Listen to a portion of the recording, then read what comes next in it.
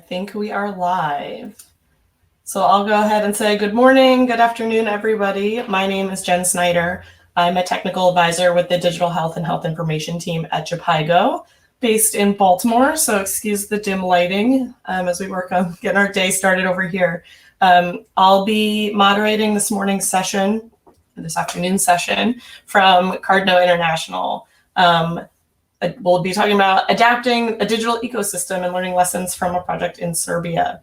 So I will kick it off if you want to advance the slide, Raj, to introduce our two speakers. Raj Prasad is Cardno's Chief Transformation Officer.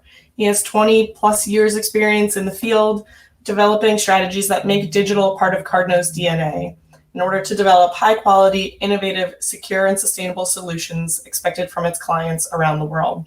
Thank you, Jennifer. And I guess I'll give my good morning and good afternoon to all of our folks attending this session. We appreciate you guys joining us today. As Jennifer said, I'm based in, I think Jennifer said, I'm based in Denver, Colorado. Dragana's coming to us from Belgrade, Serbia. We have hopefully a good session for you, and we're looking forward to your questions, which we'll address towards the end. With that, I'm going to get kicked off here. So most of you probably will agree that things change when you're on a journey. And it's important to always have a solid baseline and a culture and personalities when you're on a program that are flexible and adaptable. And what I mean by that is if you think about what things change when you're on a journey, I mean, if you're flying somewhere, your flight might change, your hotel might change, or whatever, right? Flight might be delayed. In our case, in the more recent case, it could be things like a pandemic. It could be something like a change in administration. Or a lot of times you'll also find that simple priorities change based on the milestones. So as you're going through the program, you'll learn about what the client and or the beneficiary is requiring based on that particular milestone, and you may look to drive some course correction. So that's what I mean by when I talk about change. And so as part of Cardno, what we've recognized that things will change when you're on a journey. So we've based our strategy really on that, and our approaches are based on that. And as you look at these four pillars, I won't go in detail. I think this session is being recorded, so you'll have access to it. But I'll just go through them real quick. The idea of our pillars and our approach to digital, it really starts off with we think digitally. It's not something that we call out separately. It's not something that we think is on its own. It is part of what we do, and it is part of how we deliver. Because if you think about today, and if you think about the topic of this summit, the Global Development Digital Development Summit, I mean, it's at the heart of what we do. We connect. What do I mean by that? Well, at the end of the day, when you think about who we impact, it's from the client all the way to the beneficiary. The idea is in order to have a good change and to bring about a solid positive impact, you want to be able to connect all of those, basically the whole supply chain there. And we partner. Look, I'll be the first to admit, and on behalf of Cardno, we'll be the first to admit that we don't know everything. But what we do know is how to very clearly and positively and efficiently run programs. And with that, we understand the needs that come from our clients and from our beneficiaries. So what we do is we identify partners across the globe. And we also recognize that when you have local partners, you understand the local landscape and the local demographics. So we look to really identify and have them, what I would call in our community, in the Cardno community. So we have partners across the globe. And then at the end of the day, what are we all here for? We're here to deliver change. And that's something that we'll talk through, obviously, across as we go through this discussion. So based on these approaches and based on the lessons we've learned over the years and the feedback we've received from clients and beneficiaries and partners, we've developed two proprietary frameworks. And Dragana will talk about the award-winning frameworks that we have. So Dragana, I'll turn it over to you. Now it's my time to also say hello to everyone and a good afternoon. My by this point is to tell you something about something that I cannot entirely explain to you. So I'll do my best to give you a gist of what CLA 360 approach is. Collaboration, learning, and adaptation are certainly the words that are very much used lately, but the secret is in the fact that if you really use them constantly and consistently, then you can always have a good insight on market dynamics, on external influences, and on activity progress, so that you are more able to do the right thing at the right time with the right people. Uh, One of the main features of this approach is its flexibility, and actually the fact that it allows you to fine tune your activities and your thinking and your concepts on the go. This makes it very suitable for countries where you have frequent how would I put it, political changes or turmoils, and it of course came as a very good tool in times of COVID-19. Now Raj and I will try to describe that in more details further. So Raj, to you.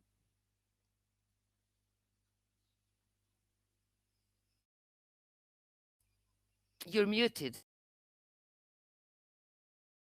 Rookie mistake, Dragon. Thank you.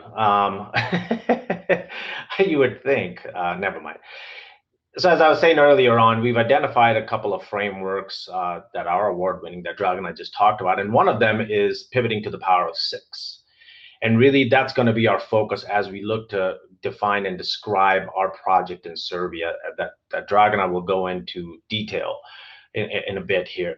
But what I wanted to share with you all is just the idea, once again, if you think about change, change is inevitable, right? And we've talked about some of the examples that I gave earlier on. So the idea is that you need to be able to pivot.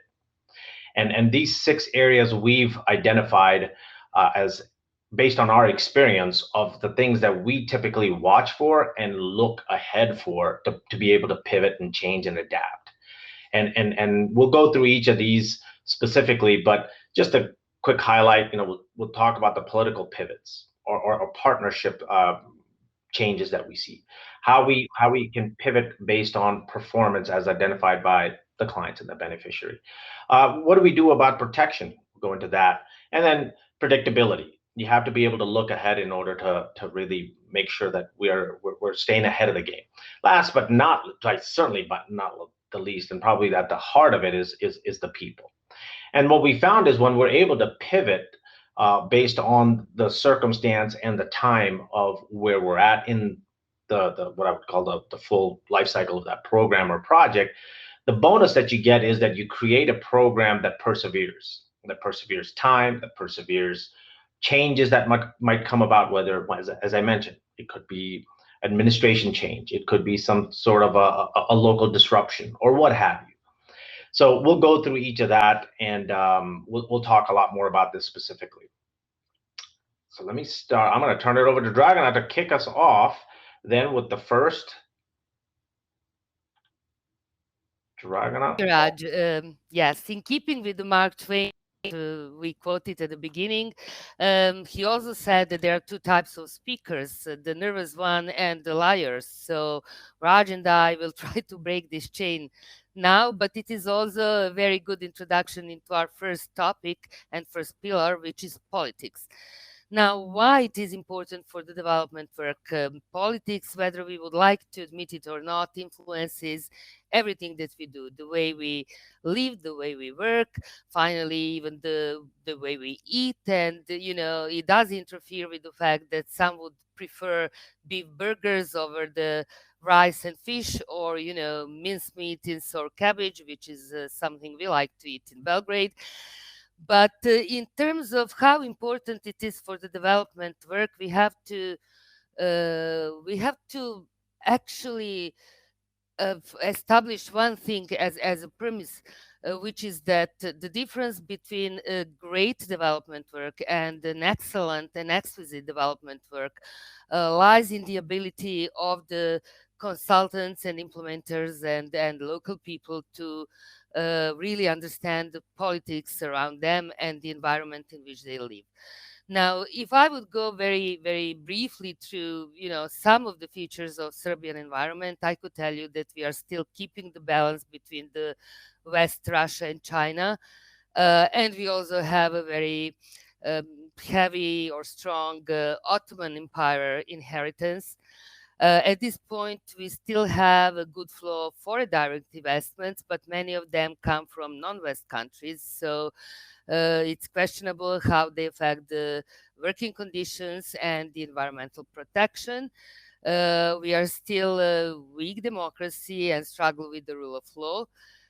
We do have too many people working for the state and for the government as opposed to those working with the private sector.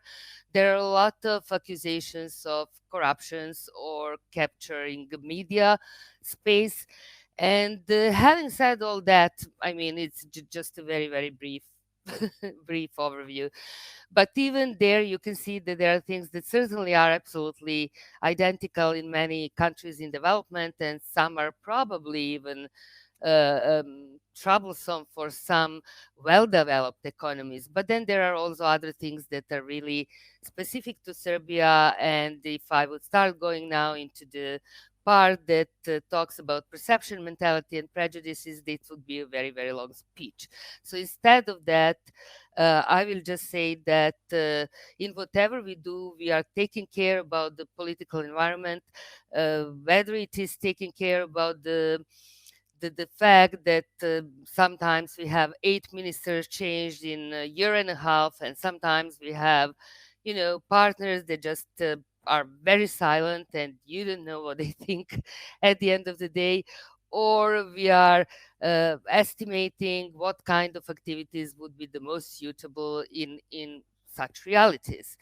So one of the things we came actually we believe in, based on all of the research, analysis, perception surveys, and other things that we do all of the time, is that bringing Serbian SMEs closer to digital economy and digital thinking is the right way to go.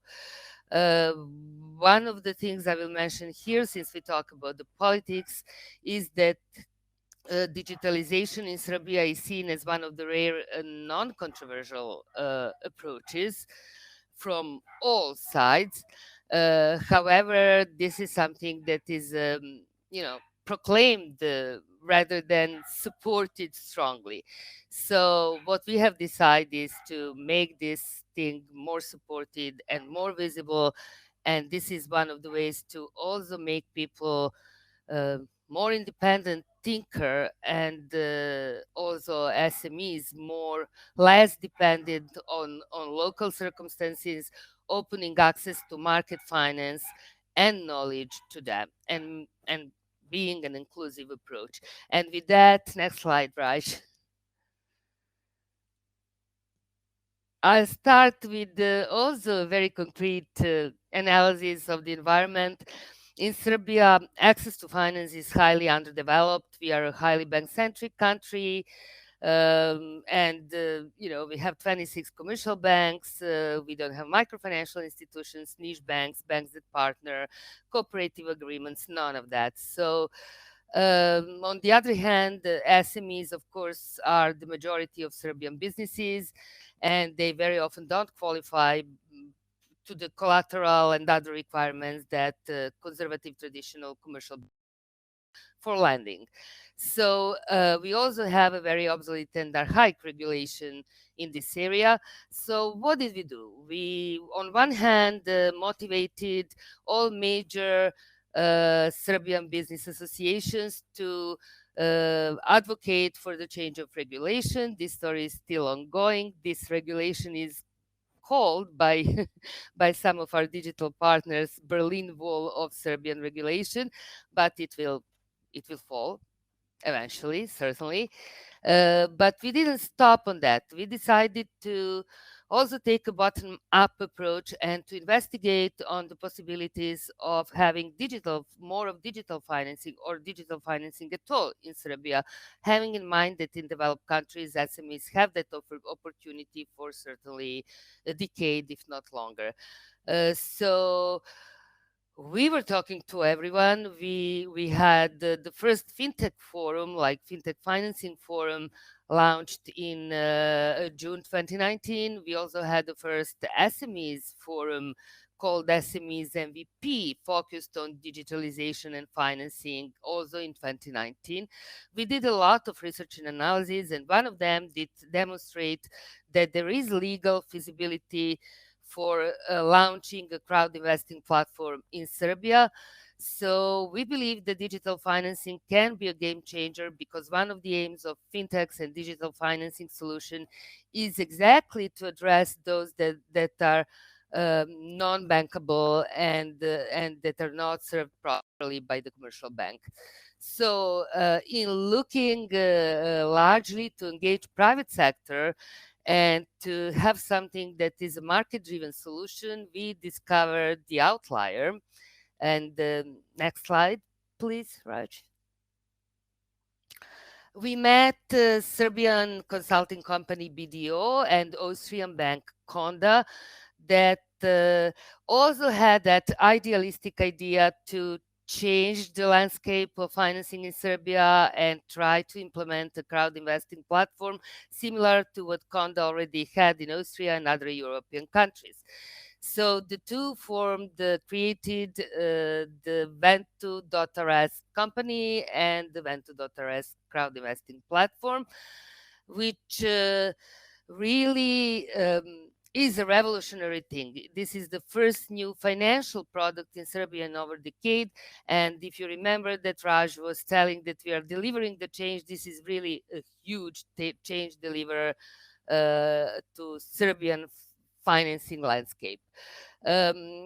Just as something that you have to keep in mind for other things is that talking to people about that and launching this thing took time, not only because COVID happened meanwhile, but also because, as my colleague said, sometimes you would feel like you are selling to people a genuine Rolex watch for $10 on the street because you were telling them about the products that people did not hear about, were not using before, and bridging that gap of the lack of knowledge and the lack of trust, I think, is one of the major things we managed to do with this. So the result is that the first campaign for the company that first went to crowd investing platform resulted in huge success. Can we see the next slide, please, Raj? Yes.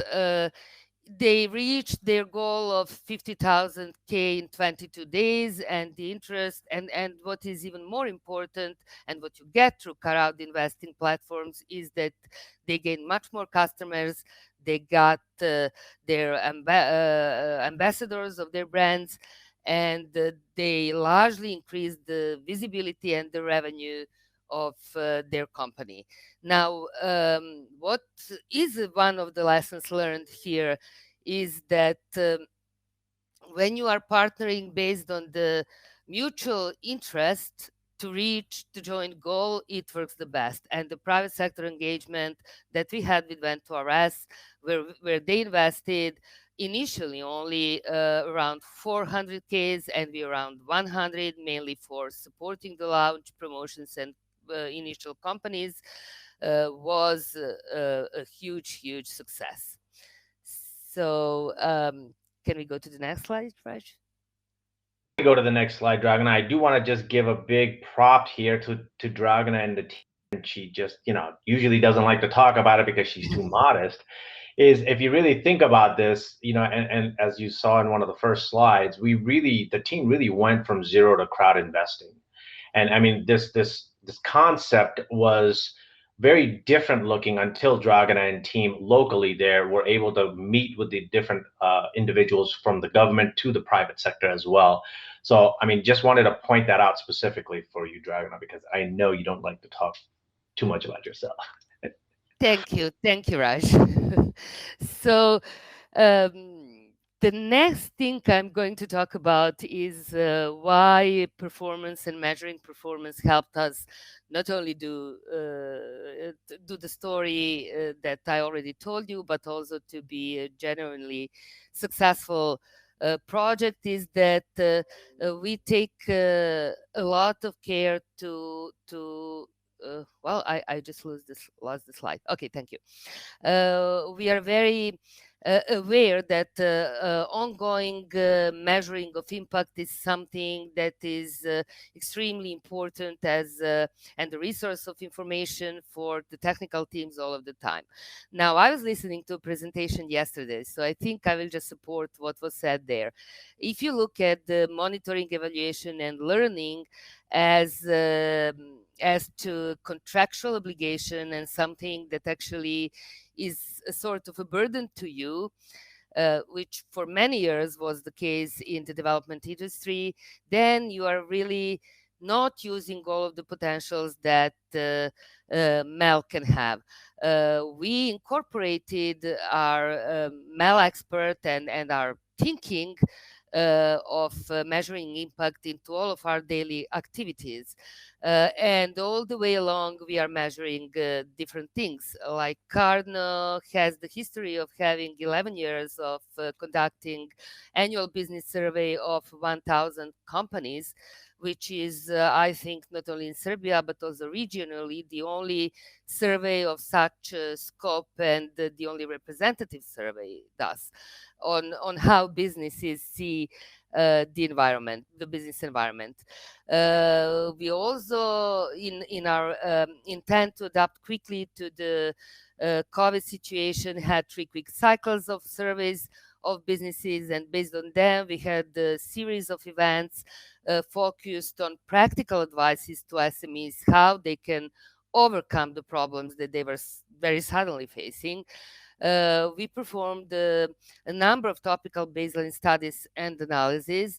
But what I really like the best is that we've really developed our internal, we call them KPIs, or you can call them just indicators or measurements of each and every of our individual activities. This is not part of our official MEL. This is what we do daily, gathering information, doing analysis, and seeing where we are and how we can change things to improve them. So what in terms of measuring performance, there's only one other question I would like to underline. We'll talk about that later. It's quite difficult to measure some things that are of utmost importance for our work, and this is how do you measure actually things that people do, like networking, like putting MasterCard and Visa on the same table to fight for the same goal, even though they are competitors elsewhere. How do you put all business associations on one table to advocate for something? How do you measure that soft part that really is about the ability to identify, establish, and maintain trustful relationships? And with that, we can go to the next slide. Thank you, Dragana. And yeah, as far as just to move it right along, off of the performance side, obviously, when you think about performance and how you fine tune as you go through the program, part of that performance also is part of the performance measurement is also how do you define and how do you actually ensure there's protection, especially when you think about when you're bringing about such a cultural and such a sensitive, what I would call, change. What we've done here in Serbia, it's really important to build credibility, is to build trust. And in order for that to, that needs to happen for the economy to flourish, obviously, and for this particular program to work. So one of the areas that obviously is really important is ensuring that there's information security and privacy that you have to take into account.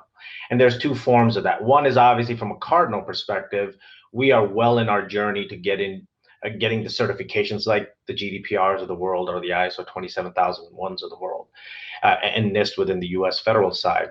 And then on the project and the program itself, Dragana and team, they actually worked with the local entities there and the government there to ensure whatever the requirement was, we were abiding by those, and also laid a very solid foundation to basically go wherever they wanted to go next in terms of protection.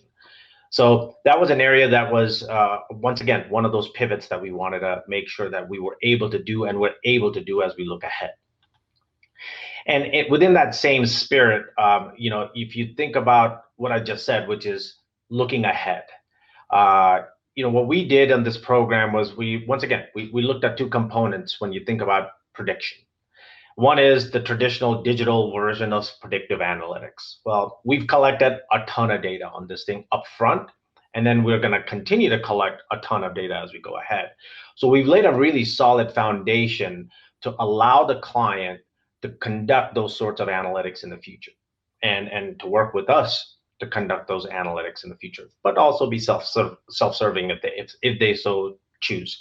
The second piece of the puzzle on this thing is also doing the upfront analysis that Dragana talked about a little bit earlier, and she's going to give us some very specific examples on this particular program, is doing that analysis to basically make sure that we're able to predict some of the questions we're going to get, not only from the client, but also the beneficiaries, right? And we want to be able to answer those questions, and we want to be prepared to answer those questions, to address any concerns, questions, or comments. So I'll turn it back over to Dragana to give us some examples on this. Thank you, Raj. Well, basically, I will just add to what Raj was saying, that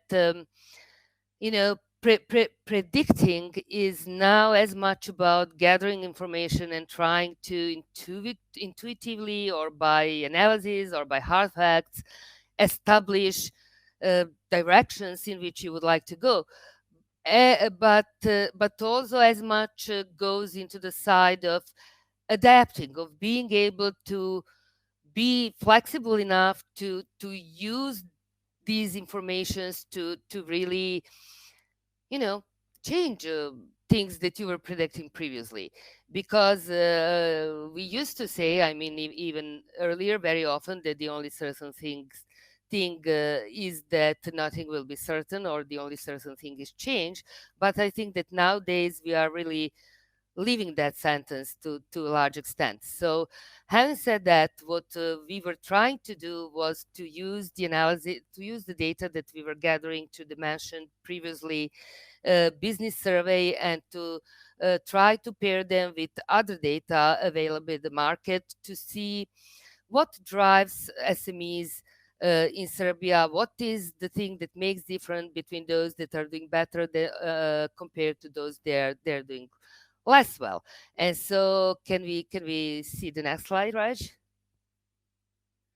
This is the slide from our business survey back in 2019, so pre-COVID times, that did show that companies that are engaged in e-commerce and that have online payment are having better revenues than or higher revenues than the average Serbian company. That is just one example on how you can try to see the trends, and disregarding the fact that that pandemic heavily underlined some of the things related to digital. We still believe that even if it didn't happen, that would be the right trend, and that would be the right direction to move things. And just to mention that as well, well, where the COVID things has changed things significantly is maybe the public perception in Serbia, because as much as they were recognizing that before as something that is or will be important, they were prone to, wait. Let's wait to see how it will look in the EU. That sort of exclusive and the luxury for SMEs. They should be taking care of some other things first, and so on and so on. So now that perception did change, and I think SMEs are understanding much better the need to think digitally. So the next slide, and Raj, back to you. Oh no, Thanks. yeah, back to you. It's thank you, Dragana. As I mentioned right up front, and Dragana has talked so well about the ultimate impact, the ultimate change that you're bringing is obviously to people, and it's to in this case obviously to our friends in Serbia, and to do that you have to obviously go through and take a very what I would call a change management approach. And to us, it's all about change management versus communication, because change management is a lot broader than communication. And the team, I mean, they've done such a fantastic job of making this a possibility now, a reality. Actually, I mean, it was a possibility. Now it's a reality. And because people is one of Cardno's 4 corporate values, this is an area that I personally and Dragana as well, we take this very personally. And I'm not going to do it as well of a justice as Dragana is going to do when she explains this particular slide. So I'm going to shut up and I'm going to turn it back to her. Well, thank you.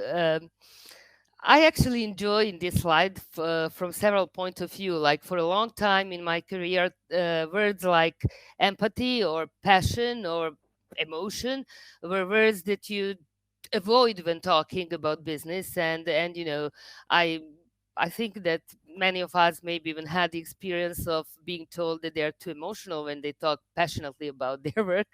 So I'm glad that this is changing. And what I have to say, and I think that probably some of the members of my team, I hope, are here present, is that I'm very grateful to them and to Cardno that had trust in us for who they are and what they are. And in general, I think that there is now a much higher understanding of the value of the soft skills like emotional intelligence, and the fact that the soft skills will be more and more needed in the future, not only because artificial intelligence will take over some other things that can be done automatically, but because there are every day more and more so-called people jobs where actually skills that include empathy, which means knowing how other feels and having compassion and mindfulness, and then having a growth mindset, which means that you are willing to learn and you don't think that with your set of, I don't know, legal, economic, financial, whatever skills, you ended whatever you needed to end or learn in your life. It's also my pleasure to work with people that are passionate about what they do and really interested in building a local economy that will serve everyone. Now we have a diverse team, and that's probably one of the secrets to the success, because many of them come from the real sector. Our A2F team, for example, have a former broker, a former banker, and our youngest member of the team is coming from family business. So the diversity of people and having people that really love their work is, I think, the secret.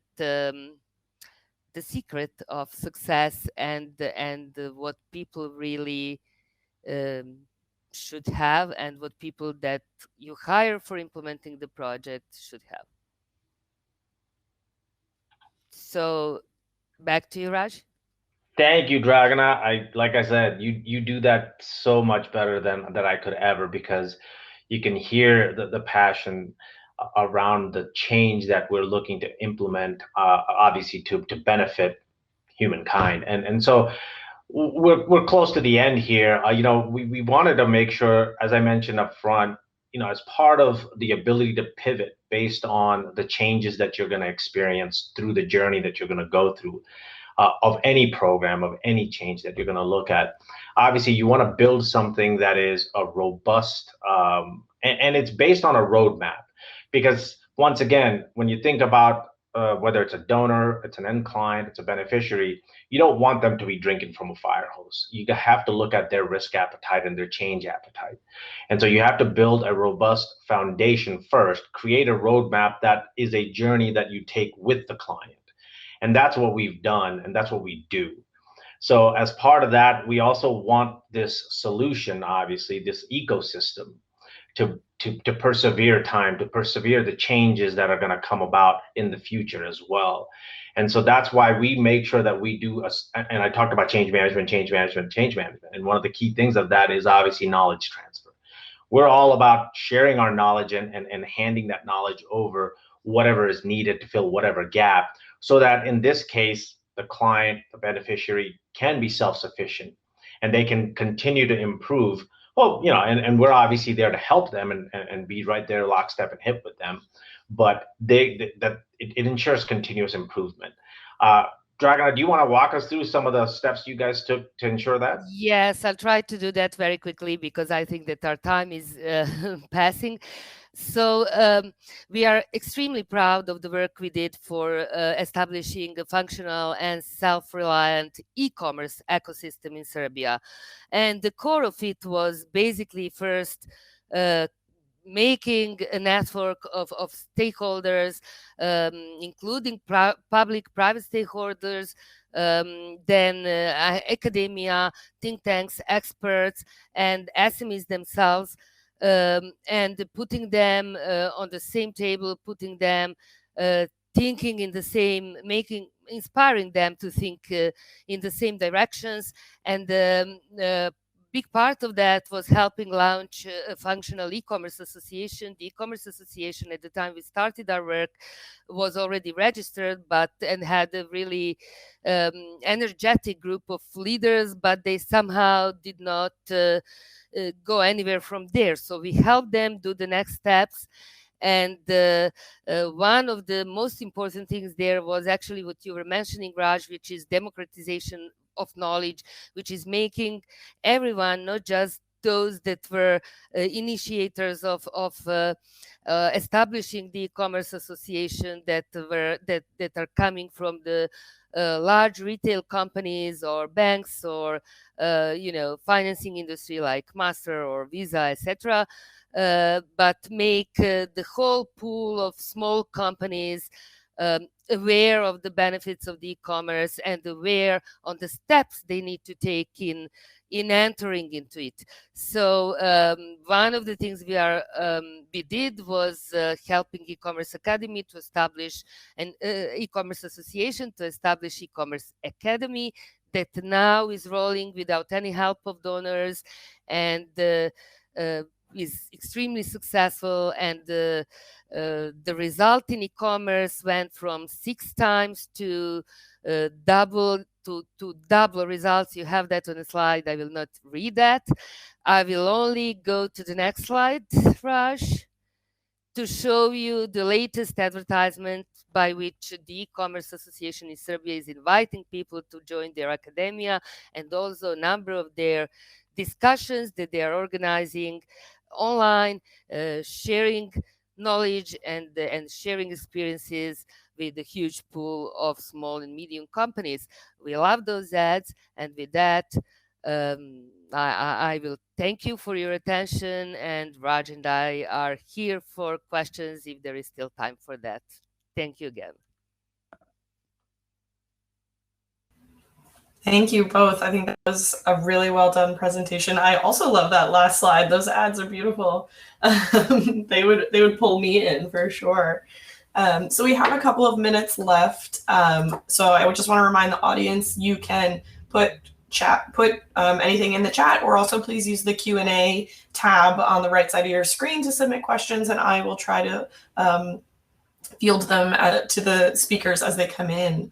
But maybe while we're waiting for those, I can throw a couple out so we can use our last 4 or 5 minutes.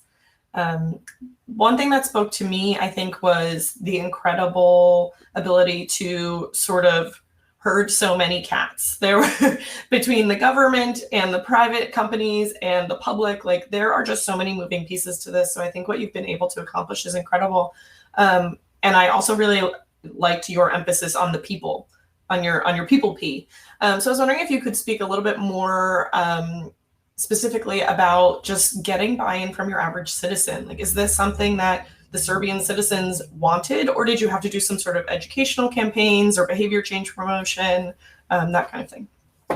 Well, that did require a lot of outreach and communication, and communication is one of the things I think we mastered so far.